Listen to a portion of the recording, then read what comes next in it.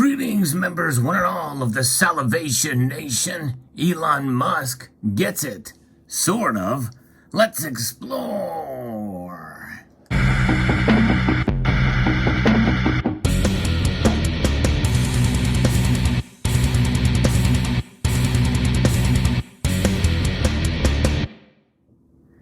There's been many things that Elon Musk has been tweeting as of late that many of us are championing. You know, we're very pleased to see him come around on some issues because he sees the writing on the wall of what's happening in this country in terms of free speech. And I think that's one of the reasons why he has decided to make a bid for and plans on purchasing Twitter.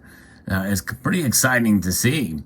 This is the world's richest man, at least the world's richest man in America and around the world that we know of, that we can measure. Some people feel that Vladimir Putin is the richest man in the world. Probably is the case. We just can't necessarily quantify that.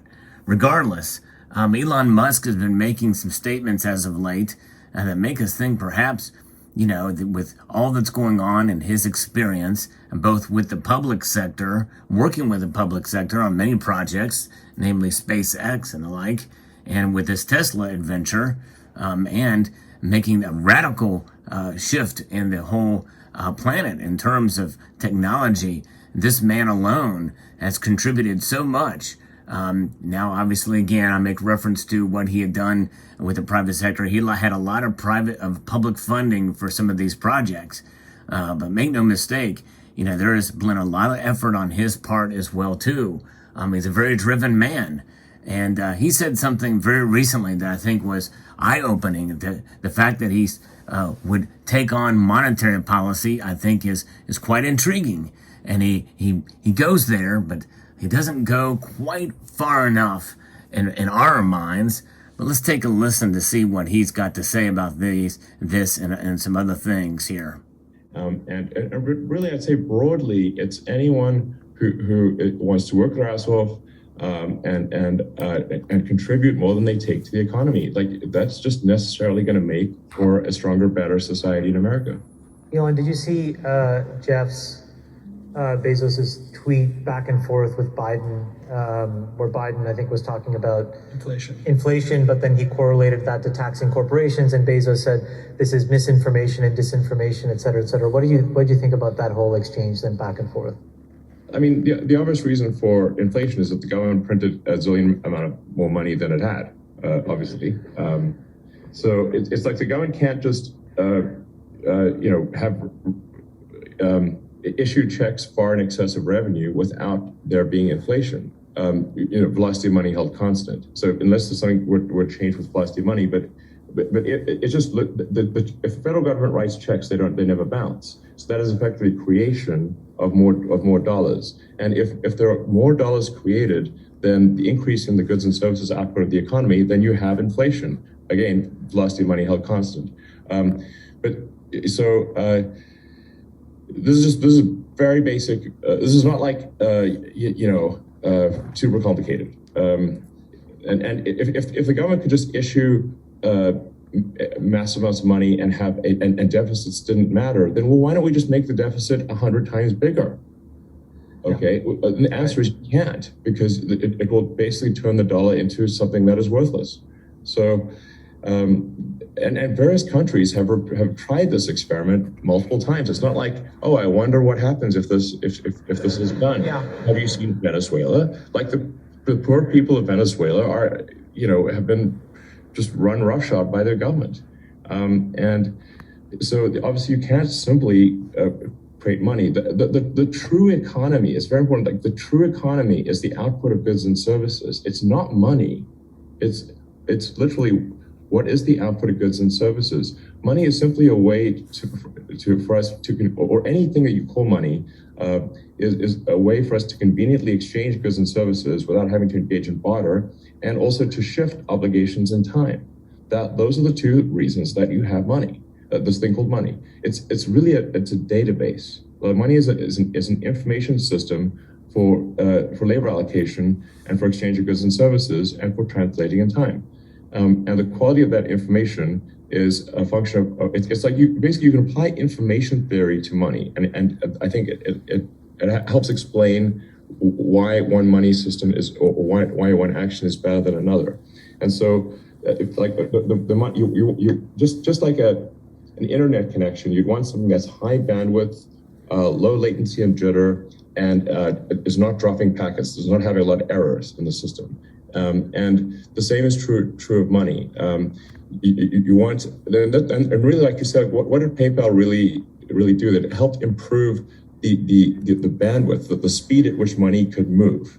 Instead of mailing checks back and forth, which amazingly that was what people did in 2000, you can now do real-time exchange of money, and now you can ship your goods immediately instead of mailing a check and waiting for the bank to clear the check. So, the ultimate thing that with PayPal, or if it sort of was in the X.com, sort of went more less sort of niche payments, more sort of broad financial, would be to simply disintermediate all the heterogeneous COBOL databases out there running on mainframes doing batch processing, and have a single real-time system that was secure and not batch processing, and so. It would just be, from an information standpoint, more efficient. So there he goes on, and he talks about the speed at which payments can process. Of course, most of you know that Elon Musk has been foundational in the creation of PayPal. So that's all well and good. And so he gets very, very close and describing money, really is trading time and labor for goods and services. And that's really the bottom line. And of course, his background is technology and databases and the packets, so to speak, an internet connection. That's his wheelhouse. He understands that stuff. But I think it's much more than that. This is why I say sort of, or he almost gets it, in terms of money. Because yes, the speed at which money is transferred, or the velocity of money, really, he's going back to this velocity of money. It's a constant. That's kind of what, when you have too much of it and it does circulate faster, it typically devalues the dollar, and that's just it. He's not really addressing the core problem with money today, because yes, there's inflation, and yes, we're printing too much money. Because the more you have of one thing that's out there, the less valuable it becomes. It dilutes the value. And that's quite an unfortunate thing. But the core root of the problem is that which he misses. And the core root of the problem, my friends, is the fact that the dollar is backed by nothing but fiat. Now, one thing is for sure, we know that the fiat is a very powerful force. It's a very powerful force here in the United States of America because we are the United States of America. The dollar's history is as such that you just can't just destroy it overnight. And so you implement what Elon really fairly describes as modern monetary theory. That kind of system has gone on for quite some time. And so the reason why I disagree with him about Venezuela and these other nations is it's going to take quite a while for us to get to that point, because we are the cleanest shirt in the dirty laundry pile. The dollar has certainly got some problems, and but nonetheless, it is the world's reserve currency. The strength of the dollar is very high now. That emboldens the Federal Reserve, and it emboldens politicians to keep doing what they're doing, because really they are, in a sense, insulated from high inflation. And really Elon Musk is as well, to a point, but he understands the labor market. He understands that it's a lot more than just him. And I think Jeff Bezos does as well. Jeff Bezos, amazingly enough, even though some say that Jeff Bezos and the Amazon Corporation pay no income taxes, or there's no taxes.